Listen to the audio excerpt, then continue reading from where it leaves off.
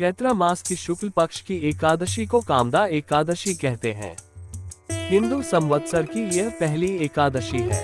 मान्यता है कि विधिवत रूप से पूजा अर्चना करने पर भगवान विष्णु का आशीर्वाद मिलता है और प्रेत योनि से भी मुक्ति मिल जाती है। एक बार युधिष्ठिर ने भगवान श्री कृष्ण से पूछा कि चैत्र शुक्ल एकादशी व्रत का महत्व क्या है, इसकी व्रत की महिमा और विधि क्या है।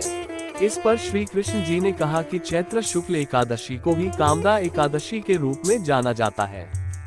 यह व्रत मनुष्य पाप मुक्ति के लिए रखते हैं और भगवान विष्णु जातकों पर अपनी कृपा दृष्टि बरसाते हैं।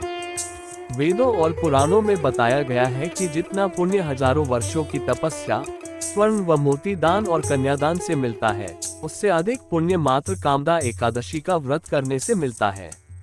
आइए जानते हैं कामदा एकादशी का व्रत की कथा और एकादशी व्रत का लाभ। प्राचीन काल की बात है, नागपुर नाम का एक सुंदर नगर था, जहां सोने के महल बने हुए थे। उस नगर में पुंडरीक आदि महाभयंकर नाग निवास करते थे। पुंडरीक नाम का नाग उन दिनों वहां राज्य करता था। गंधर्व, किन्नर और अप्सराएं भी उस नगरी का सेवन करती थी। वहां एक श्रेष्ठ अप्सरा थी जिसका नाम ललिता था। उसके साथ ललित नाम वाला गंधर्व भी था। वे दोनों पति पत्नी के रूप में रहते थे। दोनों ही परस्पर काम से पीड़ित रहा करते थे। ललिता के हृदय में सदा पति की ही मूर्ति बसी रहती थी और ललित के हृदय में सुंदरी ललिता का नित्य निवास था। एक दिन की बात है, नागराज पुंडरीक राजसभा में बैठकर मनोरंजन कर रहा था। उस समय ललित का गान हो रहा था, किंतु उसके साथ उसकी प्यारी ललिता नहीं थी। गाते गाते उसे ललिता का स्मरण हो आया, अतः उसके पैरों की गति रुक गई और जीभ लड़खड़ाने लगी। नागों में श्रेष्ठ करकोटक को ललित के मन का संताप ज्ञात हो गया, अतः उसने राजा पुंडरीक को उसके पैरों की गति रुकने और गान में त्रुटि होने की बात बता दी। करकोटक की बात सुनकर नागराज पुंडरीक की आंखें क्रोध से लाल हो गईं। उसने गाते हुए कामातुर ललित को शाप दिया, हे दुर्बुद्धे, तू मेरे सम्मुख होकर अपनी स्त्री का ध्यान कर रहा है। जा, अपने इस कर्म का फल भोग। मैं तुझे राक्षस योनि में जाने का श्राप देता हूँ। राजा के श्राप के परिणाम स्वरूप ललित उसी क्षण महाकाय राक्षस बन गया। उसकी नाक किसी पर्वत की कंदरा के समान विशाल हो गई, मुख से अग्नि निकलने लगी एवं गर्दन पर्वत समान लगने लगी। राक्षस योनि प्राप्त करने के पश्चात ललित का शरीर 8 योजन का हो गया। जब ललित की पत्नी ललिता को इस बारे में ज्ञात हुआ तो वह दुख से विकल हो उठी और अपने पति के उद्धार के बारे में विचार करने लगी। राक्षसी योनि मिलने के बाद ललित घने जंगलों के बीच भटकता रहता था एवं ललिता उसके पीछे पीछे व्याकुल हो चलती रहती थी। ऐसा करते करते एक बार ललिता श्रृंगी ऋषि के आश्रम पहुंच गई।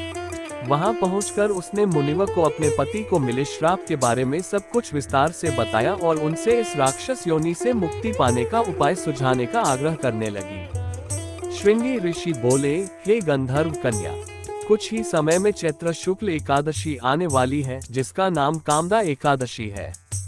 इस पावन एकादशी का व्रत करने से मनुष्य की सभी मनोकामनाएं पूर्ण होती हैं।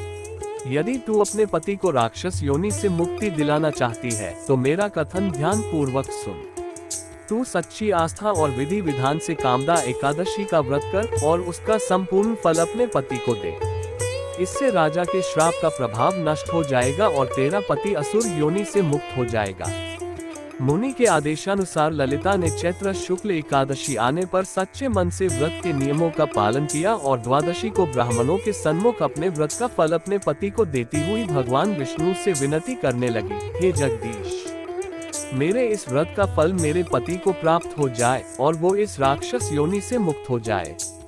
कामदा एकादशी का पुण्य फल पति को देते ही ललित राक्षस योनि के मुक्त होकर पुनः एक सुंदर गंधर्व बन गया और दोनों विमान में बैठकर स्वर्ग लोक चले गए। कामदा एकादशी पूजा विधि इस प्रकार है। कामदा एकादशी के दिन सुबह उठकर स्नान पश्चात स्वच्छ वस्त्र धारण किए जाते हैं। इसके बाद व्रत का संकल्प लिया जाता है। पूजा करने के लिए लकड़ी की चौकी पर लाल कपड़ा बिछाकर भगवान विष्णु की प्रतिमा स्थापित की जाती है। इसके बाद प्रतिमा के समक्ष एक लोटे में जल, अक्षत, तिल और रोली डालकर रखी जाती है।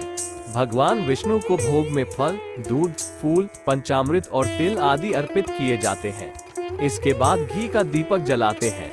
विष्णु भगवान की आरती के गाते हुए और व्रत कथा पढ़ने के बाद पूजा संपन्न होती है।